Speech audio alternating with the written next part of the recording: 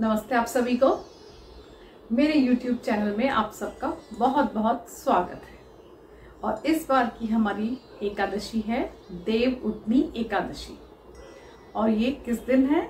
ये एकादशी 1 तारीख को 9:11 पर शुरू होगी और 2 नवंबर को सुबह 7:30 बजे इसका समापन है। लेकिन उदया तिथि 2 तारीख की होने की वजह से इस एकादशी को 2 नवंबर को ही मनाया जाएगा और इसका पारण अगले दिन किया जाएगा। और जैसा कि आपको नाम से ही समझ में आ रहा है देव उठनी, तो इसमें कुछ तो ऐसी बात है कि देव उठ रहे हैं। बिल्कुल जैसा कि अगर आपको याद होगा, अभी मैं इसमें अपने वो लिंक भी डाल दूंगी। देवशयनी एकादशी आई थी हमारी, तो उस समय देव यानी श्री हरि विष्णु क्षीर सागर में 4 महीने के लिए सो गए थे या कह सकते हैं कि वो अपनी एक तरह से हमें एक विश्राम दे देते हैं, जिससे कि हमारे जो सारे मांगलिक कार्य हैं वो कुछ समय के लिए यानी 4 महीने के लिए रुक जाते हैं। तो उसके पीछे बहुत सारे हमारे ऋषि मुनियों के बहुत सारे ज्ञान की बातें हैं। फिर किसी दिन वीडियो बनाऊंगी तब बताऊंगी कि ये 4 महीने शयन क्यों करते हैं। तो अब तो उठ गए हैं, सारे मंगल कार्य हमारे शुरू हो जाएंगे, जैसे कि शादी होना, मुंडन होना, जितने भी संस्कार हैं हमारे वो हम 4 महीने में रोक देते थे और अब देव उठनी पे वो सब चीजें शुरू हो जाएंगी। तो चलिए इसकी मैं कथा सुनाती हूँ। एक पुराने समय की बात है, एक राजा हुआ करते थे और उनके राज्यकाल में सब लोग बहुत खुश थे। और वहाँ एक बड़ी अच्छी चीज थी कि सब श्री हरि विष्णु के भक्त थे। तो भक्त होने के साथ साथ राजा के राज्यकाल में ऐसा था कि एकादशी के दिन वहाँ कोई भी अन्न ग्रहण नहीं करता था और ना ही अन्न को बेचा जाता था। फिर क्या खाते थे? सब फलाहार करते थे और पूरा विष्णु जी के ध्यान लगाते थे, कीर्तन करते थे, पूजा अर्चना करते थे। ऐसा हर एकादशी को वहां पर होता था।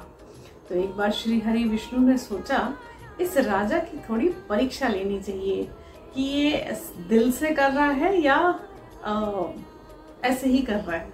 कई बार भगवान है, भक्त का परीक्षा लेने की पूरी उनको आज्ञा है।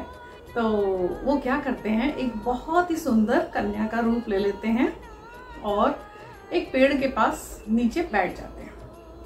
और राजा वहां से ही अपने जा रहा होता है अपने रथ पे सवार।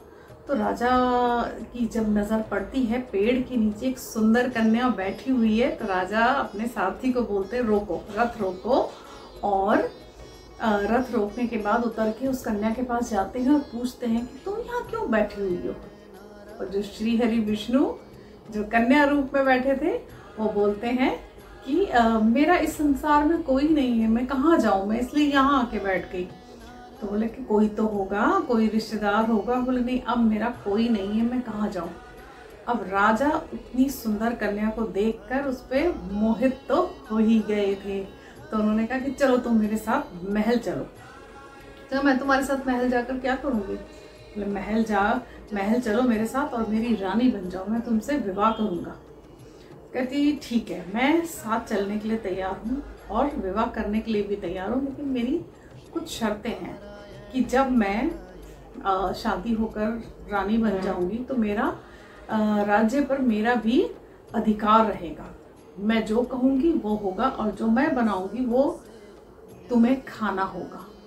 तो राजा तो सम्मोहित हो ही चुका था, तो हर चीज के लिए हाँ बोल दिया और उसको घर लेकर आ गए और वहाँ शादी कर ली। शादी करने के एक दिन में ही देव उठनी एकादशी आई और उसने क्या करा, सारे घर में सब लोगों को आदेश दिया, पूरे राज्य में, नगर में ये बोला कि सब लोग अन्न को बेचो और जिस तरह से बाकी दिन खाना खाया जाता वैसे खाना खाओ। और उसने राजा के लिए भी मांसाहारी भोजन बनाकर रख दिया। अब राजा ने उस रानी की तरफ देखा और बोला कि मैं तो आज तो एकादशी है, तो मैं तो आज अन्न ग्रहण नहीं करूंगा, तो मुझे क्षमा करो, मैं आज अन्न ग्रहण नहीं करूंगा, मैं कल से खा लूंगा। कहती नहीं, आपने मुझे वचन दिया था और वचन देकर आपने कहा था कि जो मैं बनाऊंगी वो आप खाओगे। तो राजा बड़ी दुविधा में, कहता नहीं आज ऐसा नहीं हो सकता। और इसी दुविधा में वो अपनी बड़ी रानी के पास जाते हैं। उससे पहले क्या, वो रानी एक डिमांड करती है कि अगर तुमने भोजन नहीं किया तो मैं जो बड़े राजकुमार का सर काट दूंगी, सर कटवा दूंगी। तो बड़े डर जाते हैं और बड़ी रानी के पास जाते हैं, उससे पूछते हैं कि मैं क्या करूं, जो ये नई रानी आई है, छोटी रानी, ये ऐसा कह रही है। तो बड़ी रानी कहती है कि महाराज धर्म की रक्षा करो, धर्म की, पुत्र तो और भी आ जाएंगे, पुत्र का बलिदान धर्म की रक्षा के लिए हम दे सकते हैं। और ऐसा कहकर बड़ी रानी रोने लग गई। तो उसी समय बड़ा राजकुमार वहाँ पर आया और अपनी माता को रोता हुआ देखकर पूछना शुरू किया कि भाई माँ क्यों रो रही हो। तो वो रानी ने पूरी बात बताई कि ऐसे से छोटी जो रानी आई है वो ये कह रही है। तो राजकुमार कहने लगा कि मैं धर्म की रक्षा के लिए और अपने पिता के वचन के लिए मैं अपना सर कटाने के लिए तैयार हूँ। और यही सब वो छोटी रानी वहाँ पर साइड से सुन रही थी। फिर सब उसके पास गए और जब राजा ने बोला कि मैं अपने राजकुमार, अपने बड़े बेटे का सर कटवाने के लिए तैयार हूँ, तो छोटी रानी बोली, क्योंकि वो तो श्री हरि विष्णु थे, बोले मैंने सब तुम्हारी बातें सुन ली हैं। और उन्होंने अपना रूप बदलते हुए श्री हरि विष्णु के रूप में आकर कहा कि राजा मैं तुम्हारी इस तपस्या से बहुत बहुत प्रसन्न हूँ, बोलो क्या मांगते हो। तुमने ना एकादशी का व्रत किया बल्कि उसका बहुत अच्छे से पालन किया, इतना डराने के बावजूद भी तुमने एकादशी के उपवास को नहीं तोड़ा, तो मैं बहुत खुश हूँ। तो वो कहने लगे कि महाराज आपका दिया हुआ भगवान सब कुछ है हमारे पास, मुझे कुछ नहीं चाहिए, बस मुझे चाहिए कि बस मुझे अपना मेरा जीवन ठीक से चलता रहा, अंत में मुझे मोक्ष मिले।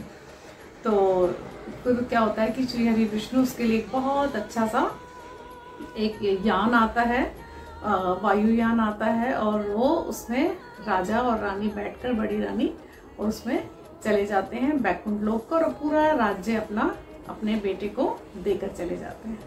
तो भगवान जो हम भगवान से प्रार्थना करते हैं कि एकादशी की कहानी, कथा सुनने वाले, सुनाने वाले और हुंकार करने वाले, हाँ हाँ करके सुनने वाले, भगवान सबकी इसी तरह से मनोकामना पूरी करे। विवाह शादियां सब शुरू हो जाएंगी, सब उसका लाभ उठाएं। और क्या करना है हमने सबने, उस दिन दान करना है, हो सके तो उपवास करना है, चावल नहीं खाने हैं, और श्री हरि विष्णु का ध्यान करना है।